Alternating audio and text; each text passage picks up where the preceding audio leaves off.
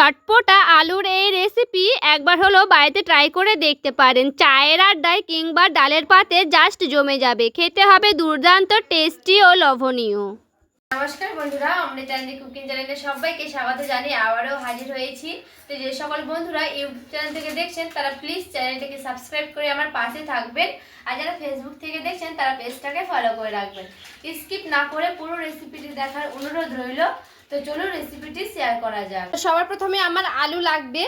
তো দেখুন আলুটা কিন্তু খুব ছোট ছোট। চটপটা আলু ফ্রাই তৈরি করলে এই ছোট ছোট সাইজের আলু লাগবে, খুব বড় আলু কিন্তু লাগবে না। এরকম সাইজের আলু হলে তো আরও ভালো হবে, কারণ এটা কিন্তু একেবারে ছোট ফুচকি আলু। দেখুন আমি এক বাটি জল নিয়েছি। এরপরে জলে খুব ভালো করে আলুগুলোকে ধুয়ে নিতে হবে। দেখুন কত কিন্তু লাল লাল বেরিয়েছে এই আলুগুলোতে। আলুগুলো কিন্তু খুব সুন্দর করে কষলে কষলে ধুয়ে নিতে হবে, কারণ এই আলুর খোসা আমি ছাড়াবো না। এই আলুর খোসা সমেত কিন্তু রান্না হবে এই রেসিপিটা। তো খুব ভালো করে কিন্তু 2-3 বার জল পাল্টে পাল্টে আমি ধুয়ে নিচ্ছি, তারপরে ফিরে আসছি। দেখুন কত সুন্দর কিন্তু পরিষ্কার করে নিয়েছি আলুগুলোকে ধুয়ে। এইভাবে কিন্তু 4-5 বার পরিষ্কার জল পাল্টে পাল্টে কিন্তু পরিষ্কার করে নিতে হবে। দেখে বুঝতে পারছেন জলটা কিন্তু কত সুন্দর পরিষ্কার হয়ে গেছে। দেখুন একটা আলু নিয়ে নিয়েছি এখানে।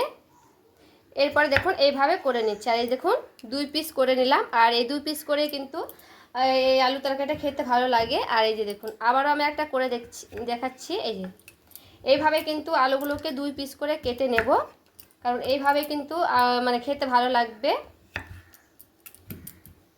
সবগুলো আমি এইভাবে কিন্তু কেটে নিচ্ছি। তো সবগুলো আমি এখানে করে নিচ্ছি, তারপরে আবারও ফিরে আসছি। দেখুন আলুটা আমার খুব ভালো করে কিন্তু কাটানো হয়ে গেছে। এখানে খুব ভালো করে কিন্তু আমি কেটে নিয়েছি। এখন একটা কড়াই বসিয়ে নিয়েছি, কড়াই দিয়ে দিচ্ছি জল। এখন আলু কাটাগুলোকে দিয়ে দিচ্ছি। এখন দিয়ে দিচ্ছি লবণ আলুর ওপরে, দিয়ে দিচ্ছি হলুদের গুঁড়া। খুব ভালো করে দেখুন নাড়াচাড়া করে নিয়েছি। এই আলুটা আমার খুব ভালো করে কিন্তু সেদ্ধ করতে হবে। তো এখানে আমি কিন্তু খুব ভালো করে নাড়াচাড়া করানো হয়ে গেছে। দিয়ে দিচ্ছি ঢাকা দিয়ে খুব ভালো করে সেদ্ধ করে নেব আলুটাকে। পরে দেখুন আমি ঢাকনাটা উঠিয়ে দিলাম, আর এখানে আমি প্রায় 5 মিনিটের মতো একটু সেদ্ধ করে নিয়েছিলাম। মানে হালকা করে ভাপিয়ে নিতে হবে এই আলুগুলোকে। তো একটা আলুর গন্ধ করে, তার জন্য কিন্তু আলুটা একটু ভাপিয়ে নিলেই বেশি ভালো হবে। তার জন্য একটু ভাপিয়ে নিলাম। এরপরে আমি এটাকে নামিয়ে নিচ্ছি, তারপরে আবারও ফিরে আসছি।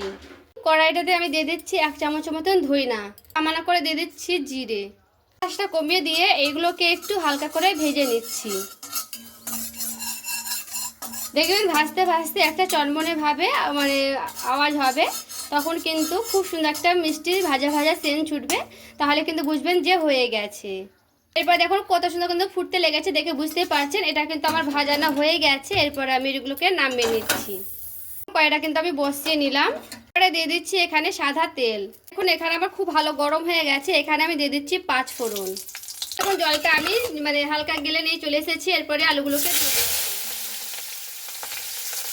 তো এইভাবে আমি একে একে সবগুলো আলু কিন্তু দিয়ে দেব।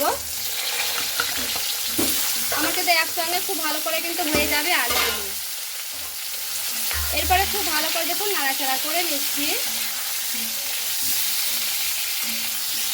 এরপর দেখুন আলুটাকে দিয়ে এইভাবে হালকা করে একটু ছড়িয়ে ছড়িয়ে নিলাম, এতে করে পুরোপুরিভাবে যেন ভাজা হয় লালচে লালচে করে সেইভাবে। তো এখানে কিন্তু 2 ব্যাচও ভেজে দিতে পারা যাবে। তো এখানে আমি কিন্তু 1 ব্যাচে খুব ভালো করে সবগুলোকে ভেজে নেব। তো এইভাবে কিন্তু আমি রেখে দিলাম। আর এখানে দেখুন বন্ধুরা 2 পিঠটা কিন্তু খুব সুন্দর করে উল্টে পাল্টে দেখুন ভেজে নেওয়া হয়ে গেছে।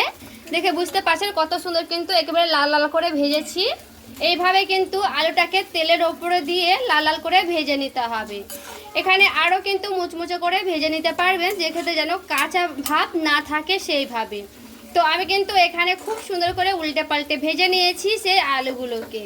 এই আলু চটপটা রেসিপি তৈরি করার জন্য লাগবে আমার এখানে পেঁয়াজ। এখানে আমি 2টার মতন পেঁয়াজ কেটে রেখেছিলাম, সেটা আমি দিয়ে দিলাম। আর একেবারে সামান্য করে দিয়ে দিচ্ছি আদা। দেখছেন 4টার মানে টুকরো ছোটো ছোটো টুকরো মতন 4টে দিয়ে দিচ্ছি। আমি এখানে দিয়ে দিচ্ছি অর্ধেকটা টমেটো কাটা।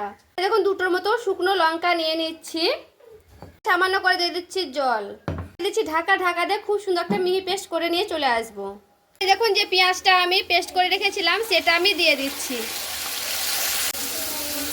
এরপরে পেঁয়াজ পেস্টটাকে দিয়ে খুব ভালো করে দেখুন এইভাবে আমি নাড়াচাড়া করে নিচ্ছি। তো এখানে কিন্তু খুব ভালো করে এইভাবে নাড়াচাড়া করে নিতে হবে। আর দেখুন গ্যাসের আঁচ কিন্তু আমি এখানে বাড়িয়ে রেখে দিলাম, কারণ বাড়িয়ে বাড়িয়ে কিন্তু খুব ভালো করে এটাকে রান্না করতে হবে পেঁয়াজ দিয়ে। তো একটু এইভাবে আমি আবারও একটু ছড়িয়ে ছড়িয়ে দিচ্ছি। দিয়ে দিচ্ছি 1 চামচের মতো কাশ্মীরি লঙ্কার গুঁড়া, একটু কালারের জন্য দিয়ে দিলাম। এরপরে খুব ভালো করে দেখুন নাড়াচাড়া করে নিচ্ছি। আর এটাকে কিন্তু খুব সুন্দর করে শুকনো শুকনো করে নিতে হবে, এই মশলাটাকে একেবারে কিন্তু ভাজা ভাজা করে নিতে হবে। আর দেখবেন একটাও কিন্তু আলু ভেঙে যাবে না এইভাবে রান্না করলে। এই দেখুন এইভাবে কিন্তু খুব সুন্দর করে আমি এইভাবে একটা একটা করে দেখুন ছড়িয়ে ছড়িয়ে দিচ্ছি। এখানে দেখুন বন্ধুরা খুব ভালো করে দেখুন নাড়তে নাড়তে কিন্তু একেবারে মশলাটা শুকনো শুকনো হয়ে এসেছে। আর এইভাবে কিন্তু হালকা করে এইভাবে নাড়তে নাড়তে থাকতে হবে, দেখুন যেন কাঁচা গন্ধটা না থাকে। আর যেহেতু পেঁয়াজ দিয়েছি তার জন্য কিন্তু হালকা মানে তাড়াতাড়ি কিন্তু কাঁচা গন্ধটা চলে যাবে, তার জন্য কিন্তু পেস্ট করে দিয়েছি। তার জন্য দেখুন পুরোপুরিভাবে যখন একেবারে নাড়াচাড়া হয়ে যাবে, আর দেখুন এরকম কিন্তু শুকনো শুকনো হয়ে যাবে আলুগুলো। এরপরে যে আমি ভাজা মশলাটা করে রেখেছিলাম এখান থেকে আমি দিয়ে দিচ্ছি 2 থেকে 3 চামচের মতো দিয়ে দিচ্ছি, মানে পুরোটাই কিন্তু এইভাবে দিয়ে দিচ্ছি, একটু ছড়িয়ে ছড়িয়ে দিলাম।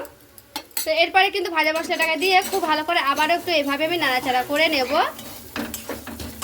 দেখুন এইভাবে কিন্তু খুব ভালো করে নাড়াচাড়া করানো হয়ে গেছে। দিয়ে দিচ্ছি চিনি, একটু মিষ্টি মিষ্টি হবে তাহলে কিন্তু খেতে ভালো লাগবে, তার জন্য দিয়ে খুব ভালো করে দেখুন এইভাবে আমি নাড়াচাড়া করে নিচ্ছি। এখানে কিন্তু একটু কড়াইটাতে লেগে লেগেও যেতে পারে, তার অসুবিধা নেই, কিন্তু পুরোটাই পুড়ে যাবে না, এভাবে কিন্তু খুব ভালো করে উঠে যাবে।